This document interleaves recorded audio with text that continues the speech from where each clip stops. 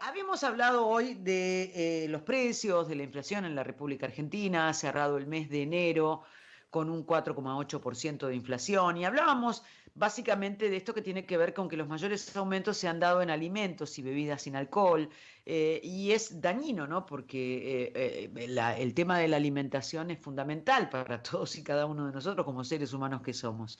Y vamos a hablar sobre este tema con Osvaldo Bazano. Osvaldo, si yo no me equivoco, él es titular de la Cátedra de Defensa al Consumidor de la Facultad de Derecho de la Universidad del Este en La Plata. Además, él después, si yo me equivoco, me va a corregir, es titular de la cátedra, director del Instituto de Derecho del Consumidor en el Colegio de Abogados de Loma de Zamora, director del Instituto de Derecho del Consumidor de la Federación Argentina del Colegio de Abogados, árbitro del consumo del Tribunal Arbitral del Consumo del Ministerio de Economía de la Nación. Osvaldo, ¿me equivoco o es así? Sí, no, es así. Tenemos alguna actividad. Alguna actividad vinculada con el consumo, ¿no? Y hoy en día, bueno, hay una retracción importante del consumo y sobre todo, y es penoso, ¿no? Que así suceda en temas que tienen que ver con la alimentación, donde la gente ya empieza a elegir qué producto sí y qué producto no, ¿no?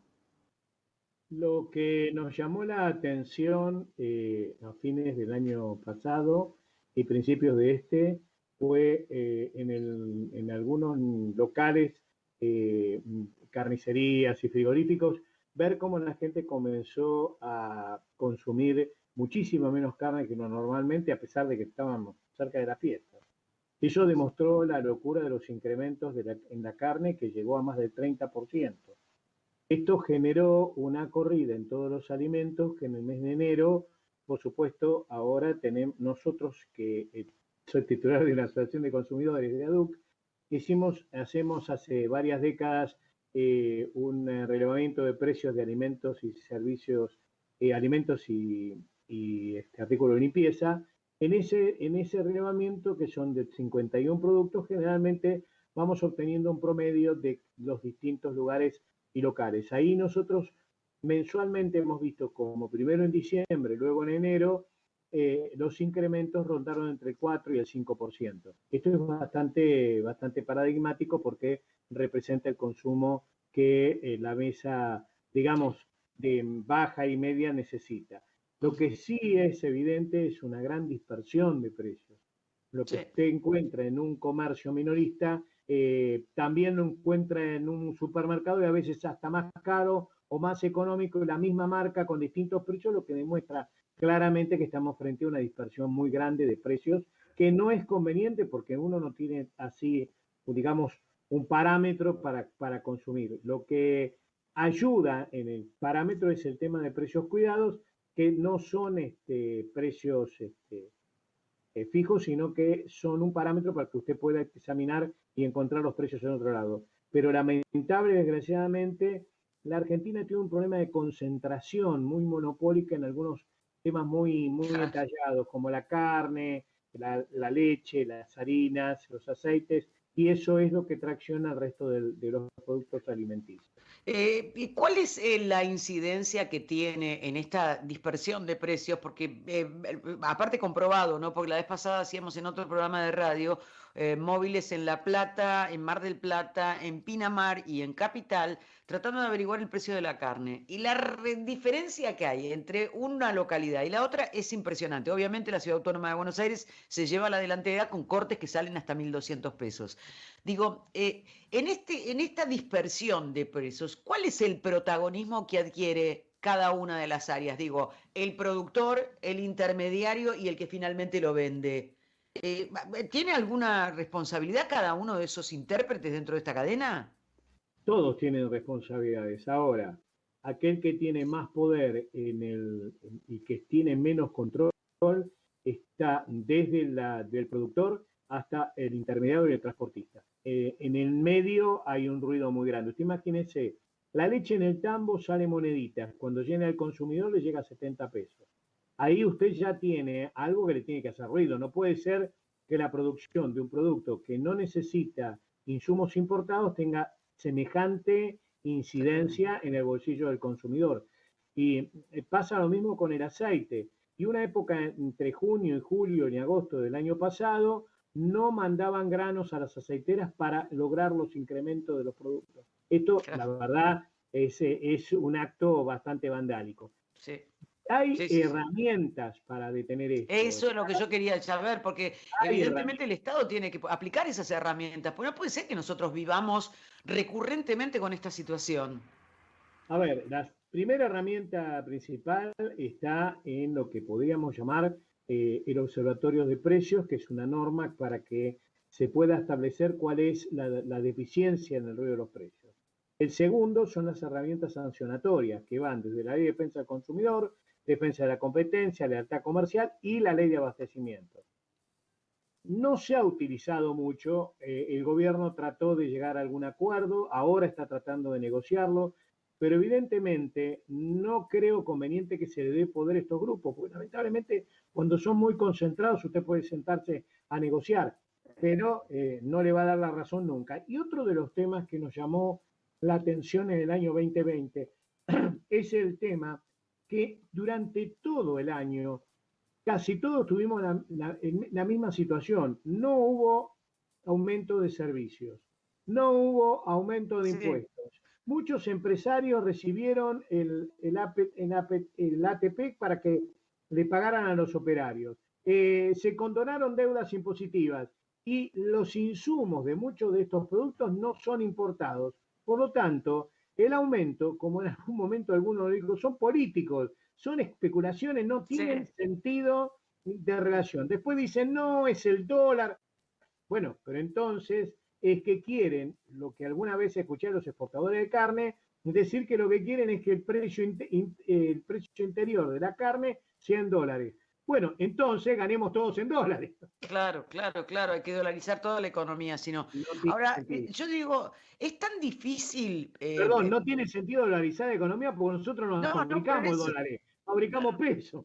Sí, sí, por eso, pero aparte ya vivimos una situación medianamente similar en la época de Menem y bueno, nos costó la vida por poco, ¿no? Digo, Exacto. ¿cómo puede un gobierno accionar? Porque ya esto queda a la vista de todos los ciudadanos, ya nosotros somos gente madura, hemos pasado por muchos problemas económicos a lo largo de la historia de la Argentina y sobre todo mi generación, ¿no? Digo, a mí ya no me cuentan el verso. Ya no me cuentan el verso de que el precio del dólar, ya no me cuentan el precio de que los impuestos son muy altos. Yo ya sé que hay un intermediario que se lleva las de ganar, ya sé que hay un tipo del campo que gana un montón y que quiere vender en dólares. Ahora, ¿cómo hacemos para modificarlo realmente? Porque por más que el gobierno quiera acordar, y yo ya también viví esta historia, los llaman, se sientan, dialogan, no te pongo las retenciones, etcétera, etcétera, pero después se van y hacen lo que quieren. Exacto. Ya están pidiendo que le bajen impuestos. Salieron Bueno, a hablar por este Cámara que bajen impuestos, cosa de que ninguno de nosotros vamos a tener, porque nos van a no, seguir aumentando impuestos a nosotros. Ahora, lo que muchos estamos pensando es que tendrían que volver los mercados concentradores o la junta de granos o las juntas, porque evidentemente la intervención del Estado, más allá de las críticas que hay, es la única forma de que el pueblo coma, porque primero, y esto es una apotegma que parece que todos se están olvidando, primero hay que alimentar a la población, después exportar. No es que la exportación vaya a hacer caer maná del cielo. La exportación va a llenar un montón de divisas, algunos las van a evadir, como hacen la mayoría de los que exportan, después sacan del país sus divisas, eso no genera trabajo, entonces lo que tenemos que pensar seriamente es en algo mucho más certero, que es que el mercado interior, el mercado interno, sea abastecido lo suficiente y después se puede exportar. ¿Se puede hacer? Sí, si producimos alimentos para 400 millones de habitantes. claro. Entonces no hay forma de no poder hacerlo. ¿Podemos tener un precio interno y un precio externo? Se puede tener. Para eso hay Qué que bárbaro. lograr que el productor, el pequeño productor, no termine perdiendo porque las grandes cadenas aceiteras y molineras lo marquen. Y esa forma es hacerlo junta de granos, cooperativas y alimentarla. Usted no sé si se acuerda que en los últimos tiempos se destruyó una de las cooperativas más paradigmáticas, que era Sancor, era Sí, cooperativa de los sí. tamberos y los productores de leche, desapareció. Entonces, Sí. esto es lo que hace que después se concentre y el consumidor no pueda adquirir a precios acordes y el productor pueda vender a precios para poder producir. Entonces, Sí, claro. Sí. Ahora, usted me dice una junta de grandes, yo pienso en el IAPI, en la idea de que, que recorría también Vicentín, ¿no? Ese escándalo que fue durante el transcurso de la pandemia, el tema de la expropiación de Vicentín, que no era tanto como y que tiene una deuda que es tremenda, ¿no? Pero digo, ¿cómo se hace para que se acepte, ¿no? Esa idea de la intervención estatal? Porque también se le ha vendido a mucha gente que eso es comunismo. Bueno, a ver, eh, eh, eh, yo no creo que sea comunista Yo Inglaterra tampoco. y no creo que sea comunismo en ningún país de nórdico, ¿no? Y sin Sí. embargo, todas estas centralizaciones existen. No es simplemente la protección del consumo interno. Ahora, tenemos que tener en cuenta algo que no se tiene en los últimos tiempos. No hay solo deuda externa. Tenemos una deuda muy fuerte donde desde el año 2008, 2020, la gente tenía una canasta por consumo muy grande.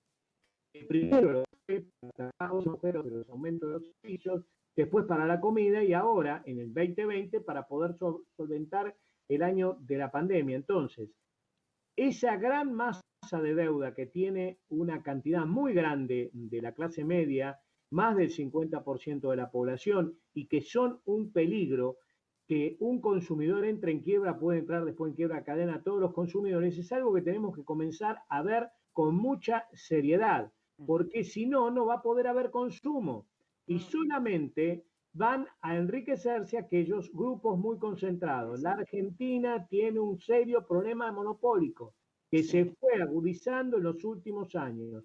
No es sí. que el mercado sea la solución, el mercado está monopolizado, es como si Juancito y Pedrito eran los dueños de un montón de grupos económicos. Si usted hace un poquito de hoyito en la tierra, va a encontrar que hay los mismos dueños de los canales de televisión, tienen acciones en energía, tienen algunos bancos que lo financian, tienen algunas empresas médicas y tienen algunas empresas... Pero ¿sabe qué pasa, Osvaldo? Yo lo que veo es que se sigue concentrando, porque Exacto, la compra de un grupo, usted está hablando de un grupo energético, y yo ni siquiera inmediatamente pienso en un grupo energético que maneja la de electricidad de toda la República Argentina o parte de la República Argentina vinculada con un canal de televisión, y esto acaba de suceder. exacto, Digo, ¿cómo hacemos? O sea, estamos yendo a reversa, esto lo tenemos que terminar, no aumentarlo.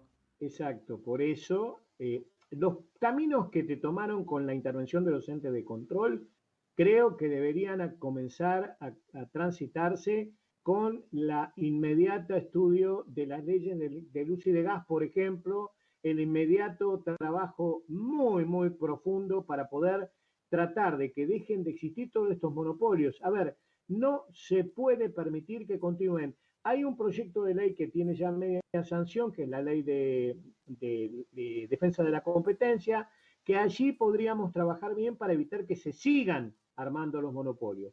Ahora, no nos olvidemos que el cañito de gas es único, ¿eh? No podemos cambiar de cañito de gas.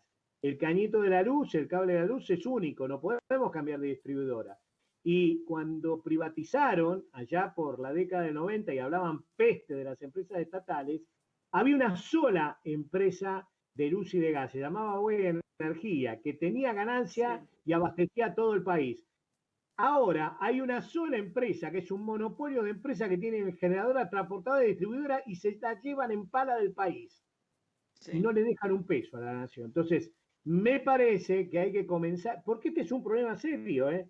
Porque Sí, sin sí, sí, claro que sí. energía barata y bien producida no podemos tener una perfecta industrialización del país. Y la industrialización del país falta porque no hay buena energía.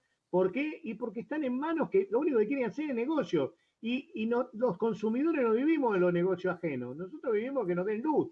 Sí, claro, claro. Ahora digo, esos pliegos de licitación no estaban al vencer porque cuando se licitaron en la década del 90 con Menem, eran hasta el 2020, 2025 algunos, ¿no? ¿No están por vencer muchos?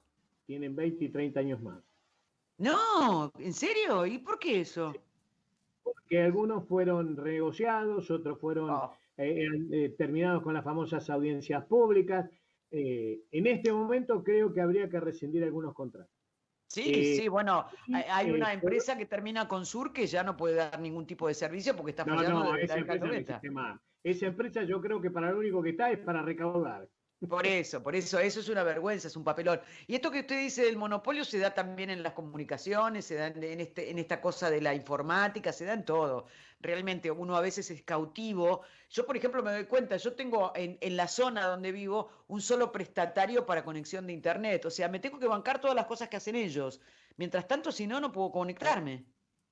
Es Bueno, tremendo. lo más grave en las comunicaciones es la problemática que ha creado la concentración, porque en la década del 90, una sola empresa, que fue el decreto que el presidente Macri firmó en el 2015, apenas asumió, permitió que una empresa de celulares, una empresa de telefonía fija, una empresa de cable y de internet se hicieran dueños de casi el 60 al 70% de todo el sistema de Triple Play, que conocemos que es un diario muy famoso. Bueno, Sí, sí, tiene sí, sí. todo lo que se le antoje. Y lo peor de todo, yo lo voy más allá, tiene lo que se llama el petróleo del siglo XXI, que son los datos personales, porque ellos tienen los datos personales económicos de cada ser humano. Entonces, cuando el Estado decreta el decreto 690 que estableció el servicio público en las comunicaciones y que significó, más en la pandemia, donde todos estamos encerrados y necesitamos tener comunicaciones, significó un gran ayuda y un gran fomento para que podamos tener educación, para que se hagan consultas a los médicos que se hacen por internet, para que podamos tener información, esparcimiento, porque somos seres humanos y vivimos Sí, en un siglo de las comunicaciones, evidentemente se han molestado porque sí. les han pedido que no aumenten más de lo debido. Pero ojo, también le pidieron que presenten estructuras de costo. ¿Cuáles son sus ganancias? Y no las han presentado. ¿Qué Oh, siempre hacen lo significa mismo, ¿eh? esto? ¿Qué significa esto? Que somos los estafados de siempre. Sí. Usted, yo, es decir, los 44 millones de habitantes vivimos sosteniendo empresas que están, nadie les dice que no ganen. El tema es cuando se pasan de revolución. ¿Cuánto ganan? Y ojo, ojo, que en otras partes del mundo esto no ocurre.